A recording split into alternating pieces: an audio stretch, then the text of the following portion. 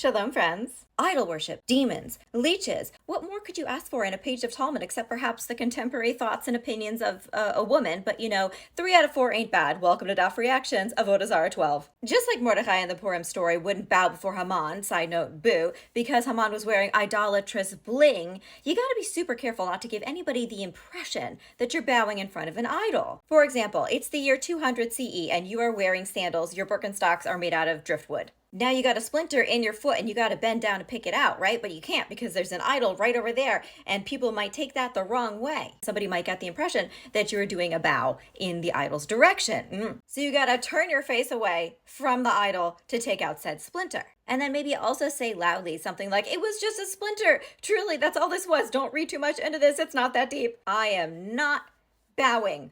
Not bowing.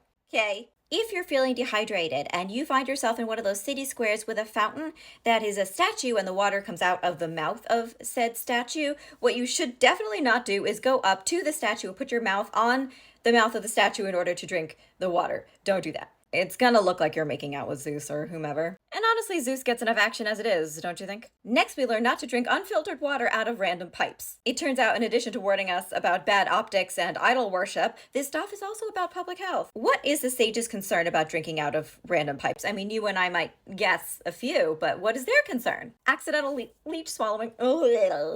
I agree. That is a concern that I now have. This is actually exactly how RFK Jr. got his brainworm. And you don't want that to happen to you. Swallowing a leech is considered so dangerous by the sages, and I completely stand by them in this, that Rabbi Hanina says you're even allowed to break Shabbat by boiling water so that the leech victim can have a emergency rescue hot water chaser. And Rav Huna suggests, in the meantime, because we all know a watched pot never boils, especially when leeches are involved and it's really time sensitive, that you should just chug vinegar. Have the victim chug vinegar. Rav Edi Bar Avin chimes in to say that if you swallow a hornet, oh God, if you swallow a hornet, look, you're not going to make it. You will be taken off the census, okay? So sorry this is happening to you. But at least drinking vinegar gives you a little bit of time before your imminent demise so you can meet with your family and tell them how much you love them and also make sure they know where the hornet's nest was so they don't go there either. You see, water is life, but it can also be very dangerous depending on what's in it. And I don't mean only a leviathan or leeches. The sages taught do not drink water at night because of the demon Shavri Ray, who might pop up and be like,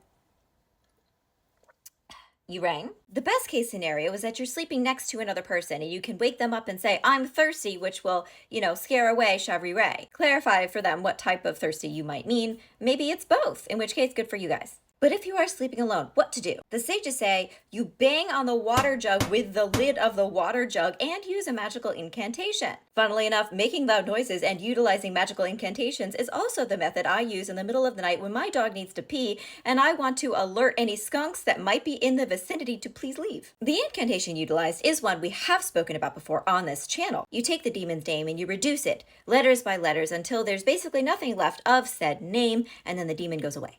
Hopefully. Part of me wishes that this kind of incantation was also applicable and worked on nefarious folks making big decisions right now that affected the health and well-being of people around the world.